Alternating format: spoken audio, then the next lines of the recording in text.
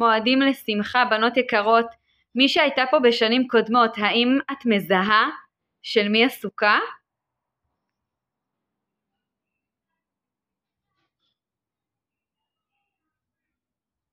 מועדים לשמחה, בנות יקרות ואהובות, אנחנו זוכות לקבל את פניו של האושפיזין, אהרון הכהן.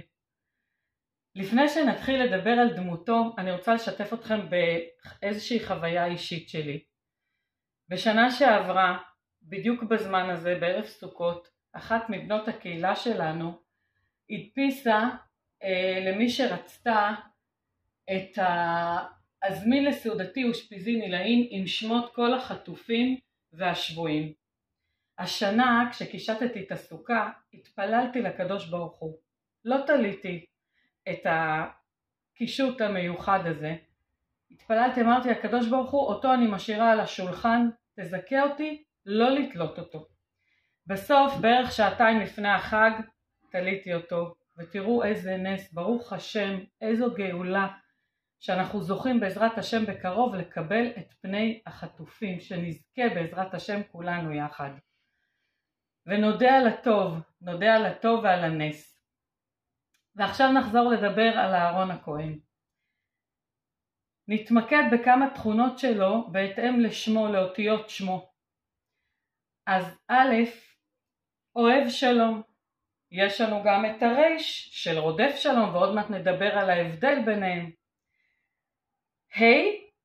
הכהן הראשון, וגם היועץ הזוגי הראשון.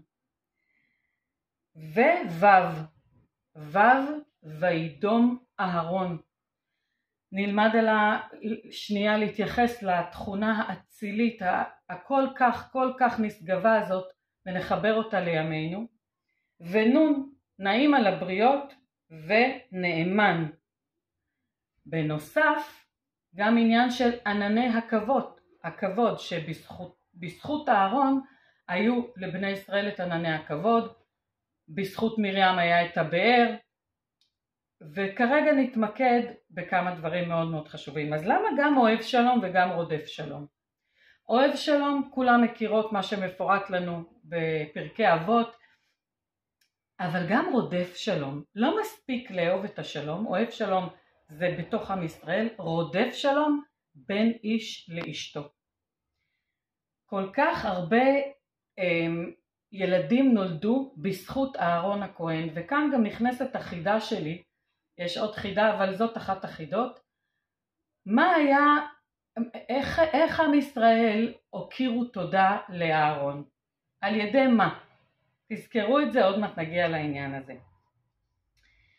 אז אתם יודעות שענני הכבוד בעצם שכחו את בני ישראל כמו קובייה, כמו קירות של קובייה, מכל הדפנות, מכל הצדדים. מתחתיהם, מאחורה, מקדימה, מלמעלה ומהצדדים. כשהם הלכו זה ריכך להם את ההליכה, מאחוריהם זה הגן עליהם מהחיצים ומכל מה שהאויבים ניסו לירות עליהם, זה ממש שוחך עליהם, הגן עליהם. ועוד ועוד ועוד נאמר על ענני הכבוד. העניין שאהרון רדף אחרי מצוות, מצווה באה לידך אל תחמיצנה, הוא התעקש להשכין שלום בין איש לאשתו ובין אדם לחברו. הוא פשוט התעקש על זה, זה היה לו כל כך חשוב. ואחד מהדברים שכתובים זה שעם ישראל יתאבל עליו 30 יום. בנוסף הוא היחיד בתורה ציינו את עניין יום פטירתו באלף באב.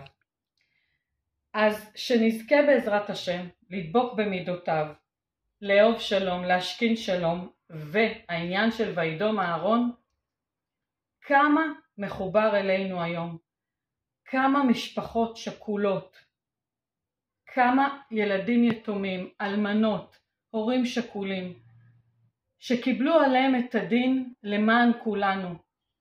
וידום אהרון. מותר לפרסום, יהי רצון שכל השתיקות האלה, כל ההקרבות האלה, שמתחברות גם לדברים נוספים, נלמד מהם, נצא מאפלה לאורה, מאבלות לשמחה ולרוממות. מאחלת לכם חג שמח, והחידה היא במה עוד? הוקירו תודה עם ישראל לאהרון.